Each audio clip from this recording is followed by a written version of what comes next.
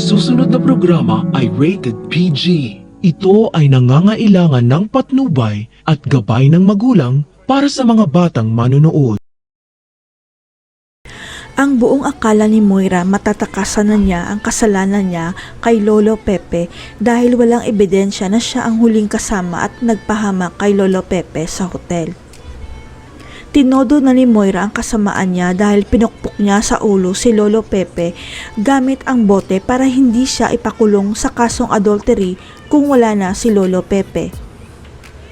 Habang si Zoe tinodo rin ang drama na kunyari galit siya kay Moira at kampi siya kay Lolo Pepe, pero ang totoo magkasabwat sila ni Moira na patahimikin si Lolo Pepe. Ang hindi alam ng dalawa, naghihintay lang sa labas ang driver ni Lolo Pepe at bago makipagkita si Lolo Pepe kay Moira, may binili na ito sa driver niya kung hindi siya makabalik. Alam kasi ni Lolo Pepe na wala siyang laban sakaling saktan siya ni Moira, lalo na at matanda na siya at hindi pa niya kasama ang mga bodyguards niya, lalo na si Quinito.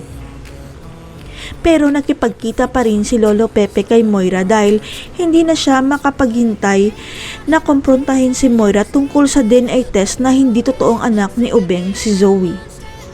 Abot langit ang galit ni Lolo Pepe dahil matagal na palang niloloko ni Moira si Ubeng dahil napilitan si Ubeng na pakasalan si Moira noon dahil siya daw ang ama ng dinadala niya.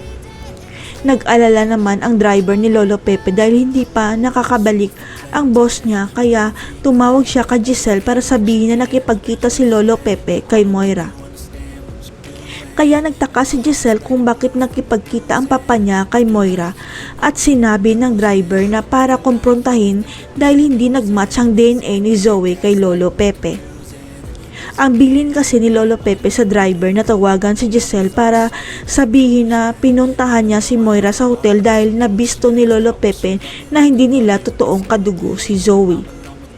Hanggang sa makatanggap ng tawag si Giselle na nag-aagaw buhay si Lolo Pepe sa ospital dahil may pumukpok ng bote sa ulo niya kaya nawalan siya ng malay.